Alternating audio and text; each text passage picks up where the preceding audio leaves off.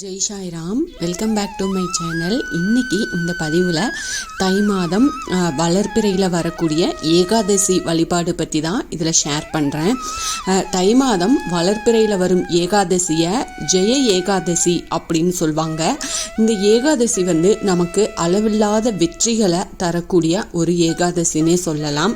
தடைகள், கஷ்டங்கள், பாவங்களை நீக்கும் ஆற்றல் படைத்தது இந்த ஏகாதசி.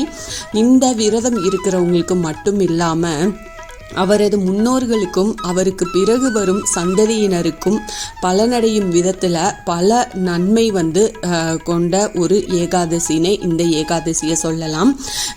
இந்த ஏகாதசி வழிபாட்டு முறையை பற்றி இந்த பதிவில் நாம் பார்க்கலாம். என்னோட சேனலுக்கு தொடர்ந்து சப்போர்ட் பண்ணுங்கள், லைக் பண்ணுங்கள், ஷேர் பண்ணுங்கள், கமெண்ட் பண்ணுங்கள், மறக்காமல் சப்ஸ்கிரைப் பண்ணுங்கள், பெல் ஐக்கானை கிளிக் பண்ணுங்கள். விரதங்கள்லேயே மிகவும் உயர்வான பலன்களை கொடுக்கக்கூடிய புண்ணிய விரதமாக பார்க்கப்படுறது ஏகாதசி விரதம் தான்.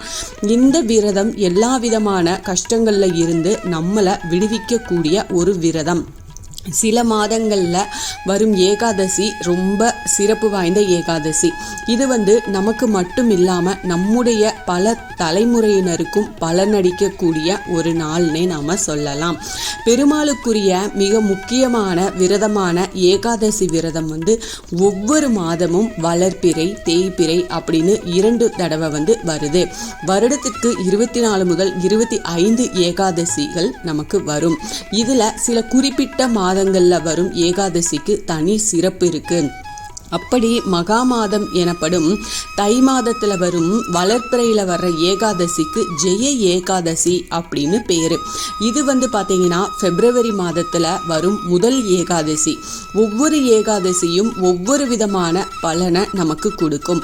இந்த வகையில் மகா மாதத்தில் வரும் ஜெய ஏகாதசியானது தடைகள், தீமைகள், கஷ்டங்கள் எல்லாத்தையுமே நீக்கி அளவில்லாத வெற்றியையும் உயர்ந்த நிலையையும் நம்மளை அடைய செய்யும் பலன்களை தரக்கூடிய ஒரு அற்புதமான நாள்னே சொல்லலாம்.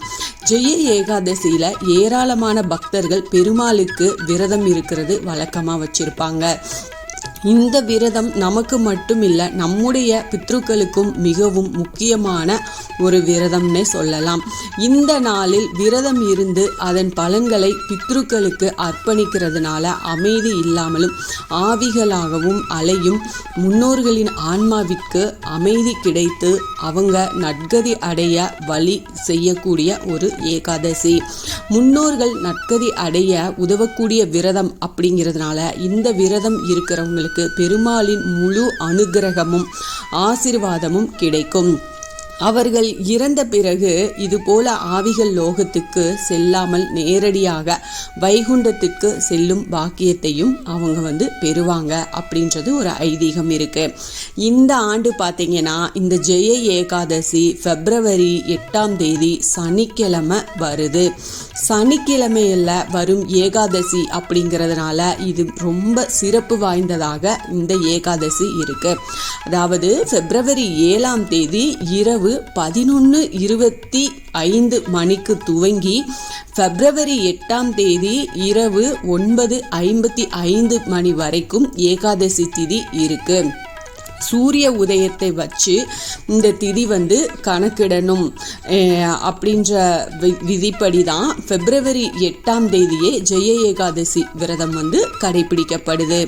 இது சர்வ ஏகாதசி அப்படிங்கிறதுனால அந்த நாள் முழுவதும் பெருமாளை வழிபட்டு அவரது மந்திரங்களை சொல்லியபடி நாம இருக்கிறது ரொம்ப சிறப்பு. இந்த ஆண்டு மிகவும் சிறப்புடையதாக ஜெய ஏகாதசி நாள் பெருமாளுக்குரிய சனிக்கிழமையில வர்றதோட ரவியோகத்துடன் இணைந்து அமைஞ்சிருக்கு. பிப்ரவரி 8ஆம் தேதி காலை 7:05 மணி முதல் மாலை 6:05 மணி வரைக்கும் ரவியோகம் இருக்கு. அதாவது சூரியனின் பலம் அதிகரித்து இருக்கப்படுற ஒரு நாள். இதனால இந்த நாளில் விரதம் இருந்து நம்ம பெருமாளை வழிபட்டோம் அப்படின்னா தீய சக்திகள், தடைகள் எல்லாமே விலகிரும். ஏகாதசி விரதம் இருக்கிறவங்க பிப்ரவரி 8ஆம் தேதி முழுவதும் விரதம் இருந்து பிப்ரவரி 9ஆம் தேதி துவாதசி திதி முடிவதற்கு முன்னாடி காலையில் நாம் பாரணை செஞ்சு விரதத்தை நாம் நிறைவு செஞ்சுக்கலாம்.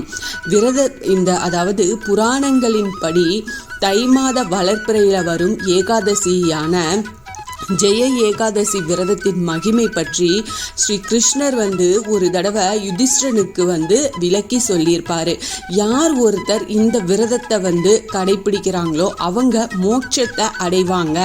பிரம்மஹத்தி தோஷம் உள்பட எல்லா பாவங்களும் நிச்சயமா நீங்கும்.